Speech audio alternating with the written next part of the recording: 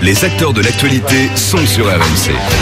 Gilbert Collard est notre invité ce matin. Gilbert Collard, député apparenté Front National, député sous l'étiquette Rassemblement Bleu Marine. Bonjour Gilbert Collard. Oui, bonjour Monsieur Bourdin. Merci. Vous allez bien? Oui, ça va très bien. Vous oui, êtes très de bonheur, je crois, oui, non? Oui, tous les jours. Ça se voit pas, hein, vous avez, merci, vous avez c'est une gentil. résistance physique extraordinaire. Hein. Non mais merci, ça c'est gentil. Gilbert Collard, vous commencez bien, hein, cette interview. Pourquoi serais-je désagréable avec vous? Vous êtes tellement aimable avec tout le monde. Oui, 7h42. Dites-moi Gilbert Collard. Oui, Monsieur Bourdin. Vous avez avec les députés UMP sur le mariage pour tous déposé un amendement qui permettrait aux maires récalcitrants de ne pas appliquer la loi.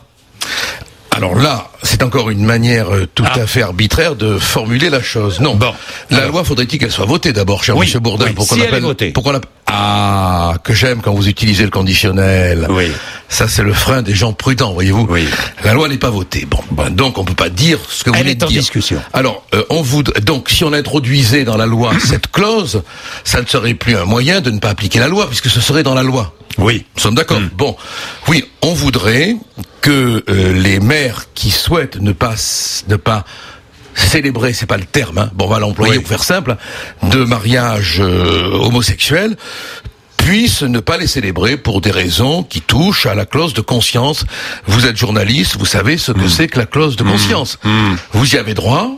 Pourquoi un maire n'y aurait-il pas droit? Oui. Eh ouais.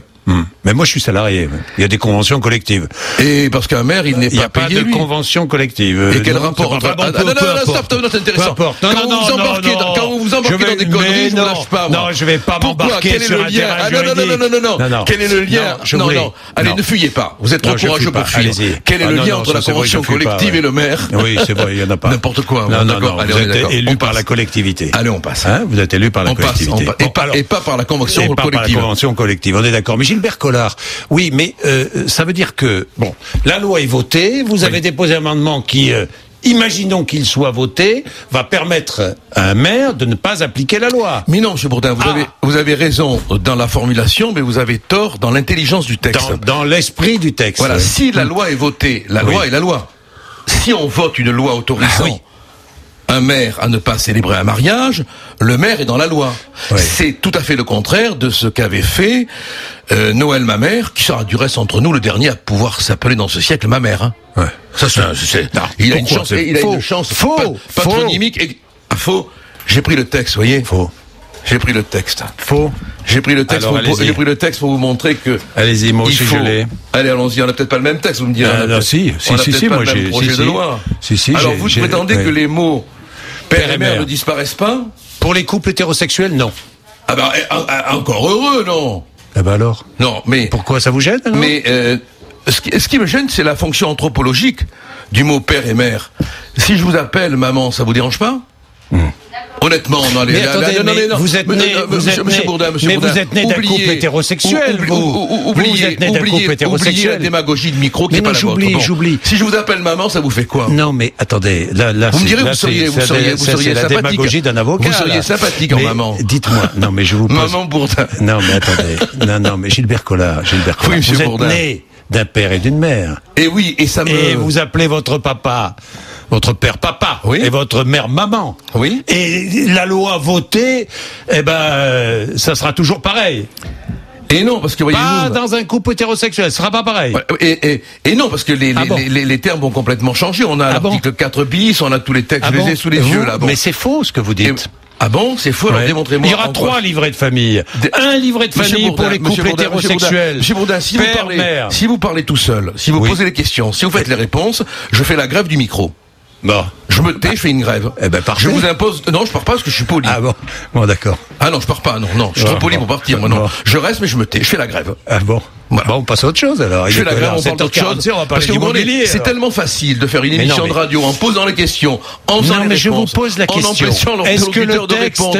On est forcément le plus fort, quoi. Bon. Est-ce que le texte prévoit 3 livrets de famille? Oui, bien sûr. Bon.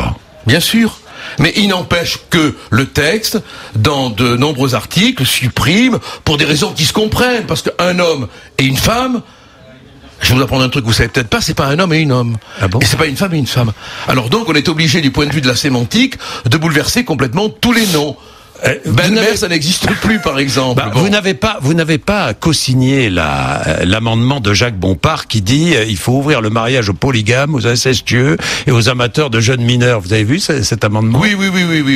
Non, ça c'est de la provocation, évidemment. Oui, enfin, bon. Non, mais moi je lui ai dit à Jacques que j'aime bien. On est voisins de chambrée, si je puis dire, parce qu'on est côte à côte.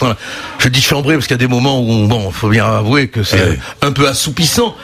Et je l'ai pas co-signé parce que je trouve qu'on n'a pas intérêt à faire de la provoque.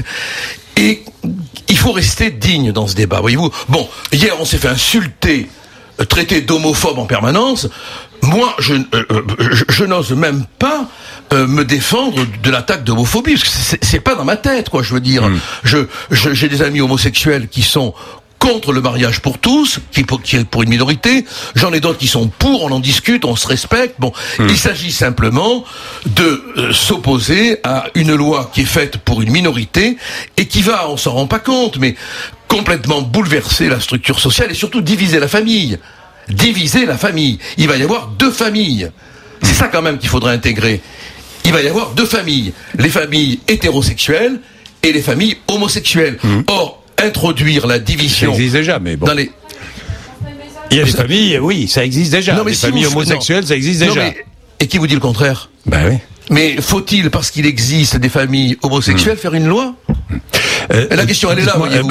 C'est peut-être pour une égalité. Enfin bon, une circulaire, écoutez, je vais pas. L'égalité, alors, que pensez-vous de la circulaire de Christiane Taubira qui recommande de délivrer la nationalité française aux enfants nés à l'étranger d'un père français ayant utilisé une mère porteuse? Mais ça y est, on y est. Bon, voilà. Bon, le vrai débat sur le mariage pour une minorité, c'est la question des ventres alloués, de la marchandisation des enfants. Bon, et cette circulaire, elle est la démonstration que Madame Taubira agit en douce, en fraude. Vous êtes contre les mères porteuses, que ce soit pour un couple hétérosexuel ou homosexuel? Mais oui, alors c'est une question que je connais bien, parce qu'à l'époque, Geller, Dajou, je m'en étais préoccupé. Bien sûr. Et j'ai hésité là-dessus, moi. Mais maintenant, vous savez, quand l'Empire romain a déchu, a été déchu, le déclin de l'Empire romain, il y avait des contrats de location de ventre.